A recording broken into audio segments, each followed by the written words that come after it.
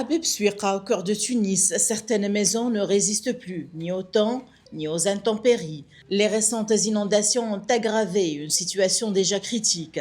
Des murs fragilisés, des fondations imbibées d'eau et des habitants qui vivent dans la peur permanente d'un effondrement.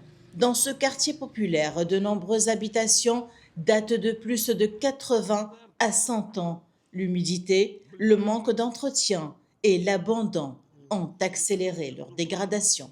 كلها مهدده تطيح. La majorité des habitations de la Médina datent de plusieurs siècles. Ces bâtiments anciens, souvent mal entretenus et parfois délaissés par leurs héritiers, sont aujourd'hui gravement menacés d'effondrement, ce qui représente un danger réel pour les habitants et les passants. نجم تجبد الحيط نتاعي يكمل يطيح. Ma maison est menacée d'effondrement car elle est collée à une vieille bâtisse qui s'est déjà écroulée ici. Les maisons sont très proches les unes des autres.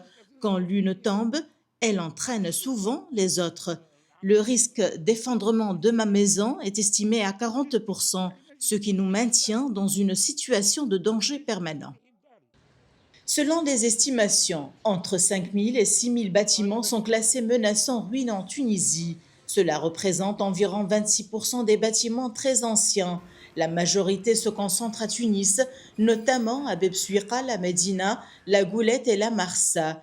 Chaque hiver, des effondrements partiels sont signalés, souvent après de fortes pluies. En 2024, le Parlement tunisien a adopté une nouvelle loi composée de 41 articles visant à encadrer la gestion des bâtiments menaçant ruine.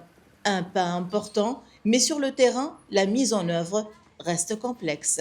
القانون La loi a été officiellement promulguée en 2025, mais aucune mesure n'a été prise concernant les bâtiments présentant un risque imminent d'effondrement, que ce soit pour la sécurité des passants ou celle des occupants. La difficulté réside notamment dans la procédure d'évacuation des habitants, en particulier dans le cas des bâtiments occupés, ce qui constitue le principal enjeu. Les récentes inondations ont par ailleurs révélé l'ampleur des menaces que font peser ces constructions. Entre patrimoine historique et menaces réelles, ces bâtiments racontent l'histoire d'un quartier, mais aussi son abandon. Les dernières inondations ont servi d'alerte. La question désormais est urgente. Intervenir à temps ou attendre le prochain effondrement.